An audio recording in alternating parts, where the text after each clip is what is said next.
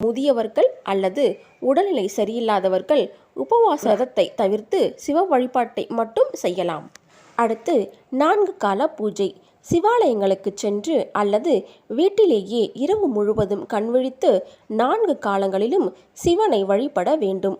முதல் ஜாம பூஜை 15ஆம் தேதி மாலை 6:15 மணி முதல் இரவு 9:25 மணி வரையும், 2ஆம் ஜாம பூஜை இரவு 9:25 மணி முதல் நள்ளிரவு 12:34 வரையிலும், 3ஆம் ஜாம பூஜை நள்ளிரவு 12:34 முதல் அதிகாலை 3:44 வரையிலும், 4ஆம் ஜாம பூஜை பிப்ரவரி 16ஆம் தேதி அதிகாலை 3:44 முதல் காலை 6:54 மணி வரையும் உள்ளது. சிவராத்திரி அன்று இரவு முழுவதும் கண்விழித்து சிவபெருமானை தரிசித்து வழிபாடு செய்ய முடியாவிட்டாலும் கூட லிங்கோற்சவ காலமாகிய இரவு 11:30 மணி முதல் 1 மணி வரை உள்ள காலத்திலாவது மட்டும் கண்டிப்பாக சிவ தரிசனம் செய்து வழிபட வேண்டும். ஏனெனில் இந்த நேரத்தில்தான் சிவன் ஜோதி லிங்கமாக தோன்றிய நேரமாக கருதப்படுகிறது. அடுத்து அபிஷேகம் மற்றும் அர்ச்சனை செய்யும் முறை.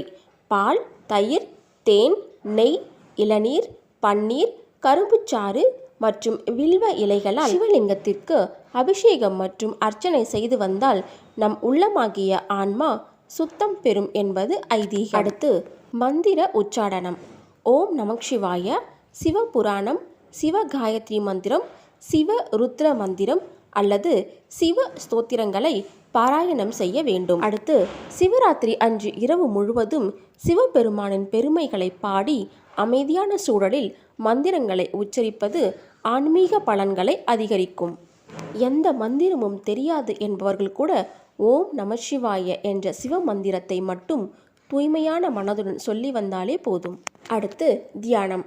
அன்றைய தினம் மௌன விரதம் இருந்து மனதில் சிவனை நினைத்து தியானம் செய்து அமைதியை கடைபிடிக்க வேண்டும். இது மனதை ஒருமைப்படுத்தவும் சிவனின் அருளை பெற்று கர்ம வினைகளை நீக்கவும் ஆன்மீக சக்தியை அதிகரிக்கவும் உதவுகிறது. அடுத்து தானம்.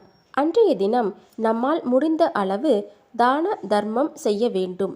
சிவன் கோவில்களில் அன்னதானம் செய்ய பொருளாகவோ அல்லது பணமாகவோ உதவி செய்யலாம். மறந்தும் செய்யக்கூடாதவை. சிவராத்திரி அன்று விரதம் அனுஷ்டிப்பவர்கள் கண்டிப்பாக அன்றைய தினம் பகலில் தூங்கக்கூடாது.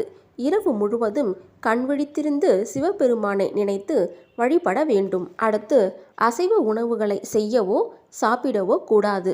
உணவில் வெங்காயம், பூண்டை தவிர்க்க வேண்டும். மகா சிவராத்திரி நாளில் உப்பு சாப்பிட